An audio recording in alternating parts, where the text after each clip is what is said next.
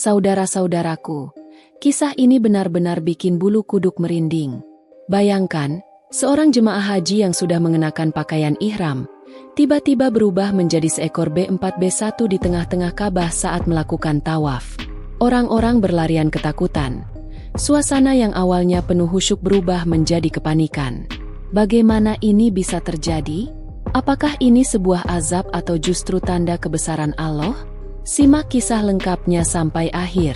Assalamualaikum warahmatullahi wabarakatuh. Sahabat semua, selamat datang di channel ini, tempat kita berbagi kisah-kisah penuh hikmah dan inspirasi. Semoga setiap cerita yang kita bahas bisa menjadi pelajaran berharga bagi kehidupan kita semua. Sebelum kita mulai, jangan lupa tekan tombol like, subscribe, dan nyalakan loncengnya agar tidak ketinggalan kisah-kisah luar biasa lainnya. Dan kalau ada doa yang ingin kalian panjatkan, tulis di kolom komentar ya. Semoga Allah mengabulkan setiap doa dan harapan kalian. Amin. Suasana Bandara Internasional Soekarno-Hatta pagi itu dipenuhi ratusan calon jemaah haji. Di antara mereka, seorang pria berusia sekitar 50 tahun berjalan tegap dengan langkah mantap. Namanya Hartono, seorang pengusaha sukses asal Jakarta. Wajahnya penuh percaya diri, seolah merasa lebih istimewa dibanding jemaah lainnya. Hartono mengenakan pakaian ihram yang terlihat sangat rapi. Koper besar berisi barang-barang mahal ia bawa sendiri. Tak ingin sembarang orang menyentuhnya. Di tangannya, sebuah tas kecil berisi uang dolar dan rial terselip erat. "Jangan terlalu dekat, jangan sentuh barang-barang saya," ujarnya pada seorang porter yang hendak membantunya. Porter itu hanya tersenyum kecut. Sementara jemaah lain mulai berbisik-bisik melihat sikap Hartono. Namun, pria itu tak peduli. Baginya, haji ini hanyalah sebuah perjalanan biasa. Sebuah formalitas untuk status sosialnya. Setibanya di Bandara Jeddah, rombongan jemaah diarahkan ke bus yang akan membawa mereka ke Mekah. Sepanjang perjalanan, Hartono sibuk mengamati pemandangan gurun di luar jendela. Ia tidak berbicara dengan siapapun, kecuali dengan sopir yang mengemudikan bus. "Sopir, perjalanan ke Mekah masih lama?" tanyanya dengan nada malas. "Sabar, Tuan. Kita sudah hampir sampai. Bersiaplah untuk memasuki tanah suci," jawab sopir itu dengan lembut. Hartono hanya mendengus kecil. Baginya, semua ini hanyalah perjalanan mewah dengan fasilitas terbaik. Ia tidak mengerti mengapa orang-orang begitu emosional saat tiba di Mekah. Beberapa jam kemudian, rombongan akhirnya sampai di penginapan dekat Masjidil Haram. Jemaah lain segera bergegas untuk bersiap menuju Ka'bah. Tapi Hartono berbeda. Ia memilih beristirahat lebih dulu, menunda tawaf hingga nanti malam, ketika suasana lebih sepi.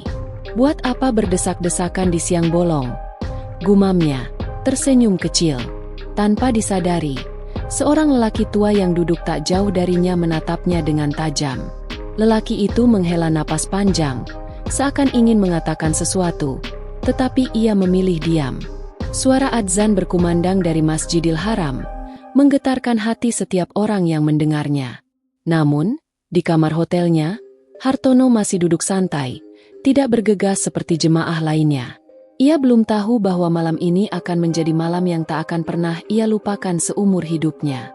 Malam itu, langit Mekah tampak begitu cerah. Ribuan jemaah haji memadati Masjidil Haram, melaksanakan ibadah dengan penuh kehusyukan. Hartono melangkah santai memasuki area Ka'bah, mengenakan pakaian ihram yang masih rapi tanpa ada sedikit pun lipatan kusut. "Akhirnya, aku di sini," gumamnya sambil mengamati lautan manusia yang bergerak melingkari Ka'bah. Ia mulai berjalan mengikuti arus jemaah yang bertawaf. Langkahnya pelan dan penuh perhitungan, berbeda dengan jemaah lain yang terlihat larut dalam kehusyukan. Beberapa kali ia melirik sekeliling, memperhatikan orang-orang yang menangis haru, merasakan kebesaran Allah. Namun, tak ada getaran di hatinya. Baginya, ini hanya sebuah ritual yang harus ia selesaikan. Di putaran ketiga, sesuatu yang aneh mulai terjadi. Tubuhnya tiba-tiba terasa panas. Napasnya memburu. Ia merasa ada sesuatu yang menekan dadanya, membuatnya sedikit limbung. "Apa ini? Kenapa tiba-tiba pusing?" Gumamnya sambil mencoba menstabilkan langkahnya. Namun, semakin ia melangkah, semakin aneh perasaan itu. Tangannya mulai berkeringat dingin, kakinya terasa berat. Ia merasa seolah-olah ada sesuatu yang mengawasi, membuat bulu kuduknya berdiri. Beberapa jemaah yang berjalan di dekatnya mulai menoleh, memperhatikan wajahnya yang tampak pucat. Seorang pria tua yang sejak tadi ada di sekitarnya mendekat dan berbisik lirih. "Istighfar, nak, bersihkan hatimu." Hartono terkejut. Siapa orang ini? Mengapa tiba-tiba berbicara seperti itu padanya? "Apa maksudmu?" tanya Hartono dengan suara bergetar. Namun pria tua itu hanya menatapnya dalam, lalu kembali larut dalam doa-doanya. Rasa pusing di kepala Hartono semakin menjadi. Dadanya terasa sesak, seperti ada beban yang menghimpitnya dari dalam. Ia mencoba menenangkan diri, berpikir mungkin ini hanya kelelahan setelah perjalanan panjang. Tapi, langkahnya tiba-tiba terhenti. Matanya melebar saat melihat bayangannya di lantai marmer putih Masjidil Haram. Bayangan itu berubah, bukan lagi sosok manusia, melainkan sesuatu yang lain. Sesuatu yang membuat jantungnya hampir berhenti berdetak. Ia ingin berteriak, tapi suara itu tercekat di tenggorokannya. Sementara itu, jemaah di sekitarnya mulai menyadari keanehan yang terjadi. Beberapa orang mundur perlahan, sementara yang lain menatapnya dengan ekspresi ketakutan. Ada sesuatu yang sedang terjadi pada Hartono. Sesuatu yang tak masuk akal. Suasana di sekitar Ka'bah yang tadinya penuh kehusyukan mendadak berubah. Beberapa jemaah yang berada di dekat Hartono mulai menjauh dengan wajah bingung dan ketakutan. Mereka melihat sesuatu yang tak wajar sedang terjadi pada pria itu. Jantung Hartono berdetak kencang. Ia menatap lantai marmer putih di bawah kakinya. Bayangannya terlihat aneh, bukan lagi sosok manusia, tetapi sesuatu yang berbentuk lebih kecil, lebih rendah, dengan moncong panjang dan telinga yang tegak. "Tidak, ini pasti hanya bayangan," hatinya berteriak, berusaha menyangkal apa yang baru saja ia lihat. Ia mencoba mengangkat tangannya, tetapi yang terlihat justru sepasang kaki kecil berwarna gelap. Panik, ia meraba wajahnya, tapi yang terasa bukan lagi kulit manusia. Tubuhnya mengecil, rambut-rambut kasar mulai tumbuh di sekujur badannya. Dada Hartono semakin sesak. Ingin berlari, tapi kakinya terasa kaku. Ia berusaha berteriak, tapi suara yang keluar dari tenggorokannya bukan lagi suara manusia, melainkan erangan lemah yang terdengar aneh. Jeritan pertama pecah dari seorang wanita yang melihat langsung perubahan itu. "Astagfirullah. Apa itu?" Beberapa jemaah mundur dengan wajah penuh ketakutan. Sebagian berusaha mencari tahu apa yang terjadi, sementara yang lain hanya bisa terpaku, menatap dengan mata terbelalak.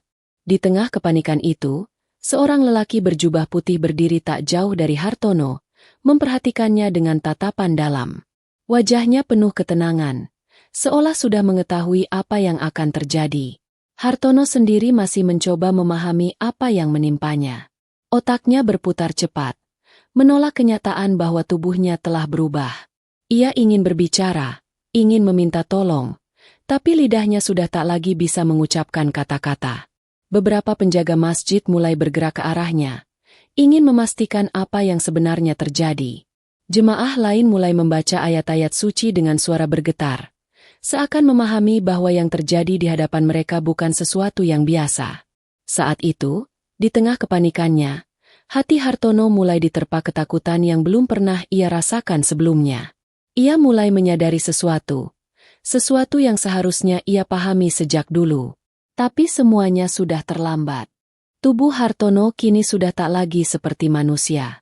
Ia bisa merasakan perubahan yang begitu nyata. Kulitnya kini penuh bulu kasar, moncongnya panjang, dan tubuhnya jauh lebih kecil dari sebelumnya. Ia ingin mengusap wajahnya, ingin memastikan semuanya hanya ilusi, tetapi yang ia lihat adalah sepasang kaki kecil berkuku hitam. Di sekelilingnya, jemaah mulai mundur dengan wajah ketakutan. Beberapa ada yang beristighfar keras, sementara yang lain masih tertegun, tak percaya dengan apa yang baru saja mereka saksikan. "Astagfirullah, ini bukan manusia lagi," gumam seorang pria tua dengan suara bergetar. Hartono ingin berteriak, ingin mengatakan bahwa dirinya masih ada di dalam tubuh ini, tapi tidak ada suara yang keluar selain dengusan lemah yang asing di telinganya sendiri. Tiba-tiba, seorang penjaga masjid berteriak, "Jemaah harap tenang. Jangan berkerumun di sini." Namun, bagaimana mungkin mereka bisa tenang? Di hadapan mereka, seseorang yang baru saja melakukan tawaf kini telah berubah menjadi seekor B4B1 hitam. Di tengah kebingungan itu, seseorang dengan sorban putih mendekat. Lelaki berjubah itu tampak berbeda dari yang lain. Wajahnya bersih, tatapannya tajam, dan auranya terasa begitu kuat. Jemaah yang mengenalnya langsung memberikan ruang, seolah menghormatinya tanpa perlu perintah. Hartono menatap sosok itu dengan mata penuh ketakutan. Ia ingin meminta tolong, ingin bertanya apakah ada cara untuk kembali seperti semula. Namun lelaki itu justru menghela napas panjang, lalu menundukkan kepalanya. "Engkau telah diperingatkan berkali-kali, tetapi hatimu keras. Engkau menjalani ibadah ini bukan karena Allah, melainkan karena kesombonganmu sendiri." Kata-kata itu bagai palu godam yang menghantam kesadaran Hartono. Ia tersentak, ingin menyangkal, tetapi hatinya sendiri tahu bahwa semua itu benar. Selama ini, ia tak pernah benar-benar peduli dengan ibadah.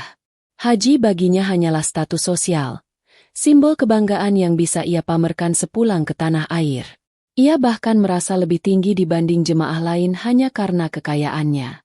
Dan kini, ia harus membayar harga dari kesombongannya itu. Saat kepanikan masih menyelimuti area Ka'bah, tubuh Hartono semakin melemah. Ia ingin berlari, ingin pergi dari tempat ini, tapi kakinya terasa kaku.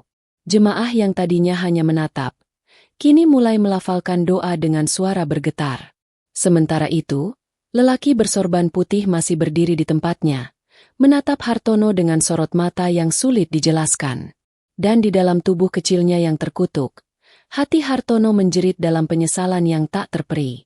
Hartono ingin menangis, ingin berteriak meminta tolong, tapi tak ada lagi suara manusia yang keluar dari mulutnya. Hanya erangan lirih, suara yang membuat orang-orang semakin ketakutan. Tubuhnya kini sepenuhnya bukan lagi seorang manusia, tetapi seekor B4B1 hitam yang tampak lemah dan menggigil. Sekelilingnya, jemaah masih terkejut, sebagian besar bergumam pelan, membaca ayat-ayat suci, sementara yang lain memilih menjauh dengan wajah penuh ketakutan. Seorang pemuda berbisik dengan nada gemetar, "Ini pasti hukuman Allah. Bagaimana mungkin seseorang bisa berubah seperti itu?" Beberapa petugas keamanan masjid berdiri tak jauh, bingung harus berbuat apa. Mereka belum pernah melihat kejadian seperti ini sebelumnya. Apakah mereka harus mengusir makhluk ini? Atau membiarkannya di tempat suci ini? Satu hal yang pasti, tidak ada seorang pun yang berani mendekat. Hartono, yang kini terjebak dalam tubuh terkutuk itu, hanya bisa menatap sekeliling dengan pandangan memohon. Ia ingin mengatakan bahwa dirinya masih manusia, bahwa dirinya masih Hartono, tapi tak ada seorang pun yang bisa mendengar jeritan hatinya. Di tengah kebingungan itu, lelaki bersorban putih yang tadi berbicara padanya masih berdiri di tempatnya. Wajahnya tetap tenang, namun sorot matanya seolah melihat jauh ke dalam hati Hartono. Banyak manusia yang hidup dalam kesombongan, merasa ibadahnya sudah cukup, merasa lebih tinggi dari orang lain. Tetapi, Allah tidak melihat pakaian ihram atau status seseorang. Allah melihat hati, katanya dengan suara yang terdengar lembut, namun penuh ketegasan. Hartono tersentak. Ia tahu kata-kata itu ditujukan kepadanya. Hatinya semakin perih. Ia ingin menangis, ingin sujud memohon ampun, tapi tubuhnya tak lagi bisa melakukannya. Para jemaah masih berbisik, beberapa bahkan mulai menangis. Sebagian besar dari mereka merasa takut, tetapi ada juga yang merasa ini adalah peringatan nyata. Sementara itu, tubuh Hartono semakin melemah. Dunia di sekitarnya terasa semakin jauh, semakin gelap, dan dalam kesunyian itu, hanya penyesalan yang tersisa. Hartono masih bisa mendengar suara-suara di sekitarnya, tetapi semuanya terasa semakin jauh. Tubuhnya yang kini menjadi seekor B4B1 terasa semakin lemas. Ia ingin berlari, ingin pergi dari tempat ini, Tapi kakinya terasa berat seolah-olah ada sesuatu yang menahannya. Jemaah yang masih mengelilinginya terus berbisik. Sebagian besar membaca doa dengan suara bergetar. Beberapa petugas masjid tampak berbincang.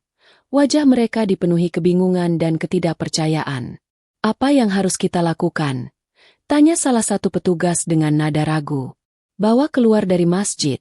Kita tak bisa membiarkan ini di sini," jawab petugas lainnya dengan suara tegas.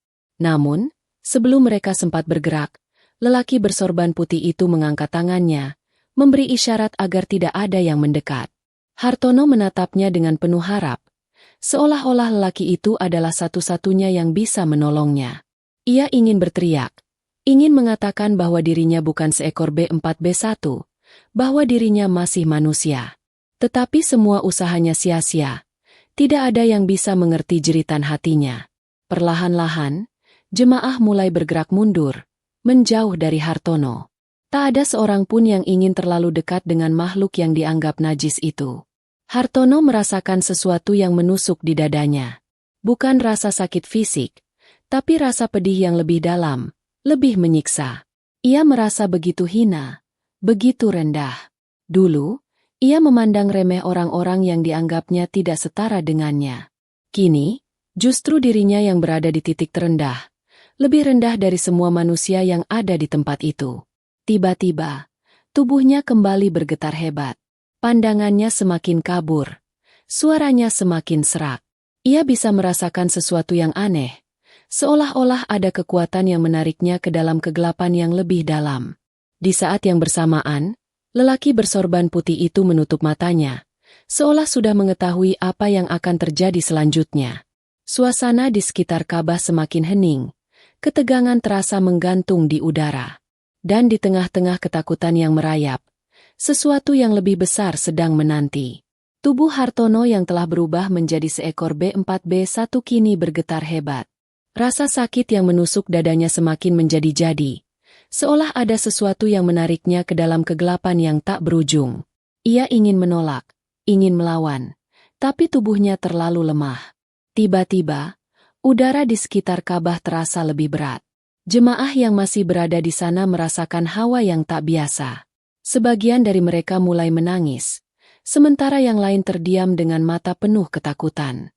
Di saat itulah, suara lantunan ayat suci terdengar. Lelaki bersorban putih yang sejak tadi berdiri diam mulai melantunkan firman Allah dengan suara yang tenang namun menggema di dalam hati siapapun yang mendengarnya. "Dan sungguh, kami benar-benar akan menguji kamu agar kami mengetahui orang-orang yang berjihad dan bersabar di antara kamu, dan agar kami menyatakan, baik buruknya, hal ihwalmu." Surat Muhammad 31. Suara itu bagaikan petir yang menyambar hati Hartono. Selama ini, ia hidup dalam kesombongan, merasa ibadahnya lebih baik dari yang lain hanya karena kekayaannya. Padahal, ia tak pernah benar-benar menjalankan ibadah dengan hati yang bersih. Semakin lama, tubuhnya semakin melemah. Nafasnya semakin berat. Pandangannya semakin buram. Hingga akhirnya, dalam satu tarikan napas terakhir, tubuh Hartono ambruk ke tanah suci. Keheningan menyelimuti sejenak. Jemaah hanya bisa menatap dengan wajah penuh kebingungan dan ketakutan. Petugas masjid mendekat dengan hati-hati, memastikan bahwa makhluk itu sudah tidak bergerak lagi. Dan benar, tubuh Hartono kini telah diam selamanya. Tanah suci menjadi saksi bagaimana kesombongan manusia bisa berakhir dengan kehinaan yang tak pernah terpikirkan sebelumnya. Hikmah dari kisah ini begitu jelas. Ibadah bukan sekadar ritual, bukan sekadar gengsi atau status sosial. Allah tidak melihat harta, jabatan, atau pakaian mewah seseorang, tetapi melihat ketulusan hati dan ketakwaannya. Seperti dalam firman-Nya, sesungguhnya Allah tidak akan mengubah keadaan suatu kaum sebelum mereka mengubah keadaan diri mereka sendiri. Surat Ar-Ra'd 11. Bagi siapapun yang mendengar kisah ini, jadikanlah sebagai pelajaran. Jangan sampai kita menjadi seperti Hartono, terlambat menyadari kebenaran ketika segalanya sudah tak bisa diperbaiki lagi. Semoga kisah ini menjadi pelajaran bagi kita semua untuk selalu rendah hati dan menjaga hati dari kesombongan. Jika kalian merasa kisah ini bermanfaat, jangan lupa like, share, dan subscribe agar lebih banyak orang yang mendapatkan hikmah dari cerita ini. Dan jangan lupa, tuliskan doa terbaik kalian di kolom komentar. Siapa tahu, doa kalian diijabah oleh Allah. Sampai jumpa di kisah inspiratif berikutnya. Wassalamualaikum warahmatullahi wabarakatuh.